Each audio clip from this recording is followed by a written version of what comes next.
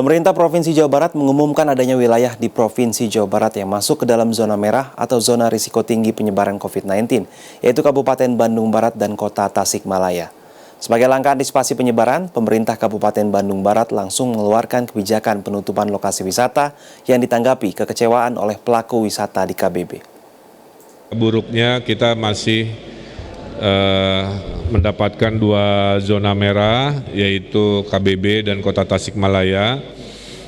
Oleh karena itu saya titip ke Forkopimda, KBB dan Kota Tasikmalaya segera dalam waktu 1 minggu menghilangkan zona merah di wilayah Tasik dan KBB. Mudah-mudahan itu bisa berlangsung dengan baik. Masuknya Kabupaten Bandung Barat dan Kota Tasikmalaya sebagai zona merah penyebaran COVID-19 disampaikan langsung oleh Gubernur Jawa Barat Ridwan Kamil usai rapat Komite Kebijakan COVID dan Pemulihan Ekonomi Daerah di Kota Bandung pada Jumat 5 Mei. Menanggapi masuknya Kabupaten Bandung Barat sebagai zona merah penyebaran COVID-19, PLT Bupati KBB Hengki Kurniawan langsung mengeluarkan surat edaran tentang antisipasi penyebaran COVID-19, terutama di sektor pariwisata. Dalam surat edaran tersebut, pemerintah KBB mewajibkan kepada seluruh lokasi wisata di Lembang untuk tutup sementara sejak 7 Mei hingga 14 Mei mendatang. Langkah ini diambil setelah Kecamatan Lembang masuk ke wilayah penyebaran COVID-19 yang tinggi untuk mengantisipasi adanya kerumunan di lokasi wisata, terutama pada masa libur Lebaran. Nanti diperpanjang nggak setelah tanggal 14? Itu yang sedang kita coba diskusikan. Kalaupun misalnya tidak diperpanjang, harus disiplin. Atau misalnya kita sepakati yang datang misalnya harus bawa surat antigen. Menanggapi hal ini, sejumlah pelaku wisata di kawasan Lembang mengakui adanya kerugian akibat penutupan sementara lokasi wisata. Pasti ada lah, ya menurut saya kerugian ada. Tapi ini masalah zona merah itu aja. Ya kita ikutin karena zona merah. Ya kita pengen secepatnya zona ini menjadi oranye dan hijau gitu aja lah. Ya kita juga takut dengan penyakitnya. Ya makanya sebelum surat turun juga karena kalau kita ngelihat di medsos perintah Pak Kapolri zona merah dan zona oranye tempat wisata ditutup.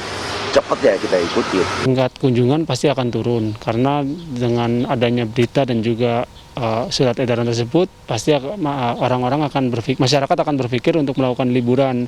Selain itu juga dampaknya beberapa reservasi melakukan reschedule untuk hari berikutnya ataupun malah melakukan cancel. Sementara itu, meskipun saat ini tengah memasuki periode larangan mudik dan berwisata bagi warga dari luar wilayah aglomerasi dari pemerintah Provinsi Jawa Barat tetap melakukan sejumlah langkah antisipasi di lokasi wisata yang masih buka di 27 kabupaten kota di Jawa Barat.